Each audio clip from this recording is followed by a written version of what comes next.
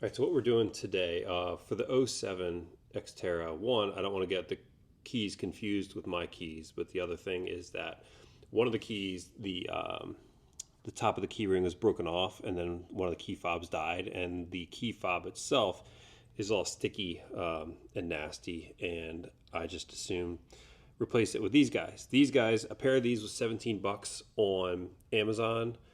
Therefore, Nissan Rogue, Versa, Note, something or other. There's two issues. One is that the fob has to be programmed to unlock and lock the truck. That's a super easy process. And there's a immobilizer chip within the actual key itself. These come with an immobilizer chip. You can program it if you have the software to do it and know the PIN code. In my case, I don't have the PIN code. There are some supposed ways you can get that, but I'm just going to do it's the hard way, but the simpler way, I guess.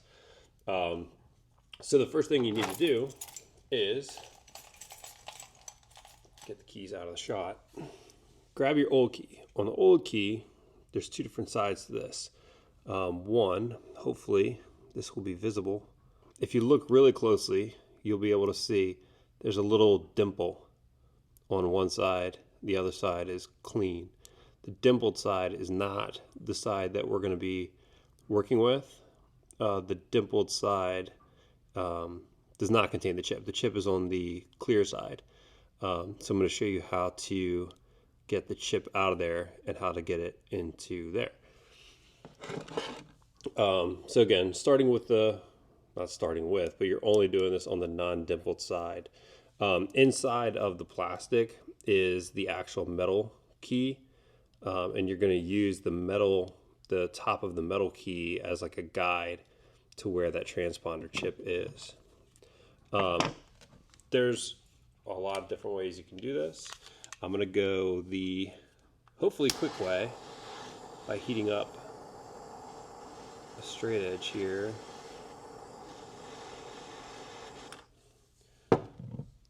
And then again, make sure I've got the non-dimpled side. So roughly where the metal key is, I'm just going to go right down in, and it's going to stop at the metal key.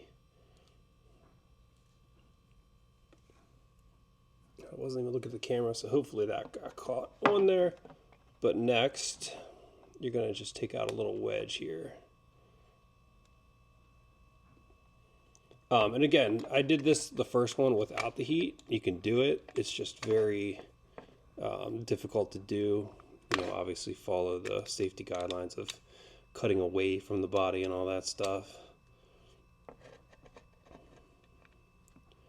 But what I'm going to do, since I know that the metal key is that deep, heat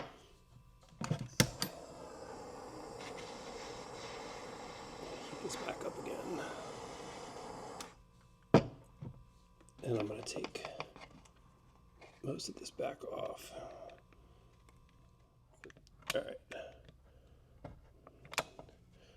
So now we've burned ourselves down to the metal key.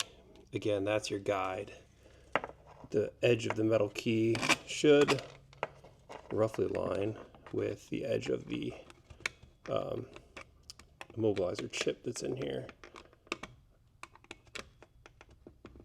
So again, I'm not going to use heat because I don't want it to melt together. I'm just going to give this a little shave.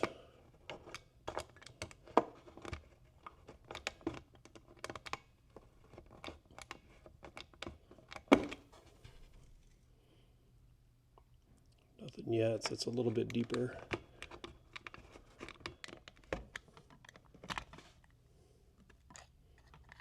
So there's a good definitive look. That's going to be your edge that you're going to look for right there.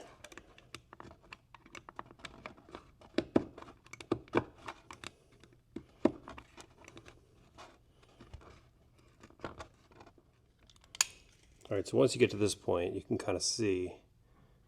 Is it going to work? Focus. There we go. So once you get to this point, you can see the kind of a rectangle shape. And then what you're going to do is you're going to make sure you've got it all the way to the edge of it on the key side so that you know, okay, so right there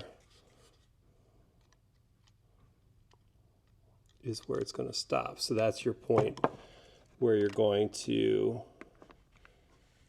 cut in towards the key itself.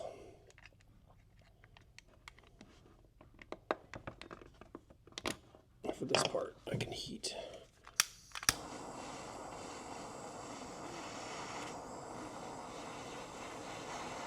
Now that I know where it's at, I'm not worried about hiding it.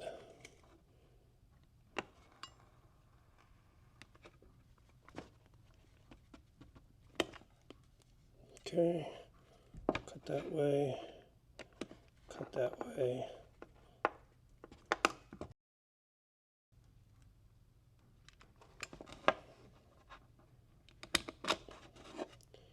Actually kind of took itself out anyway.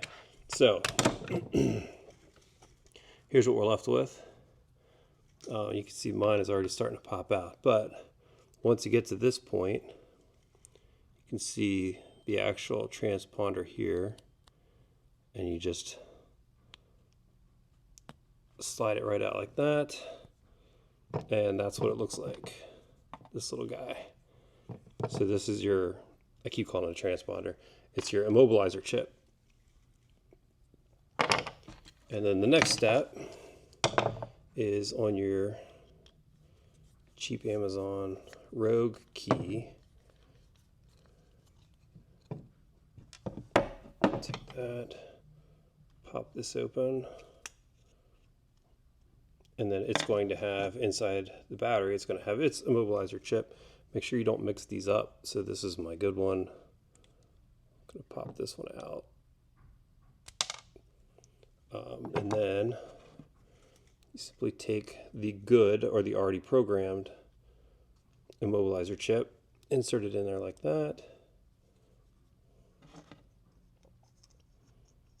Be careful not to upset the buttons.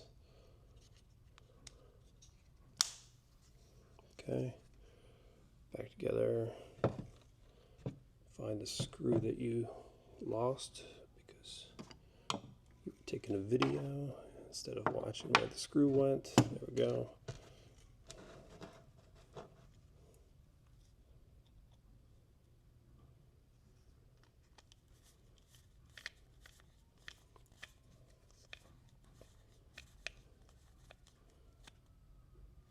And that's it. So now you have a valid key. The other thing I didn't mention is these came as blanks. And I took this key and this key to Ace Hardware. They would not cut it because I did not purchase it in the store. They didn't sell this themselves. But I was able to go to Home Depot. So some people online were saying Home Depot, Lowe's, your mileage may vary. But the kid at Home Depot cut these for me for free. And I guess he took it as almost as a little bit of a challenge, and I told him, don't worry about programming. I'm going to be doing the programming. I just need them cut. So he cut them for free. So try your Home Depot, your Lowe's. So now we're going to take it. The immobilizer chip is already good. It's already registered to the vehicle. So now we just need to program the transponders in there. There's lots of videos in that online, but I'll show you briefly, and then we'll be done. We'll have replaced the key and transponder separately with this singular unit. All right, so now that we have the chip moved over into the new fob, we need to program the transponder part of it, the buttons on it. So to do that, in the vehicle, lock the door, and then insert the key and take it out over and over again fairly quickly until you see the hazards flash, which is right there.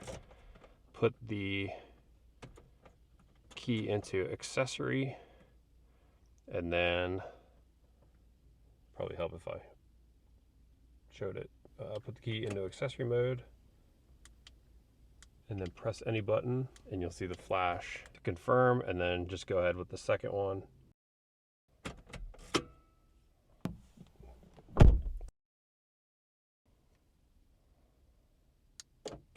Unlock, lock, unlock, just to make sure that the chip in there and everything works.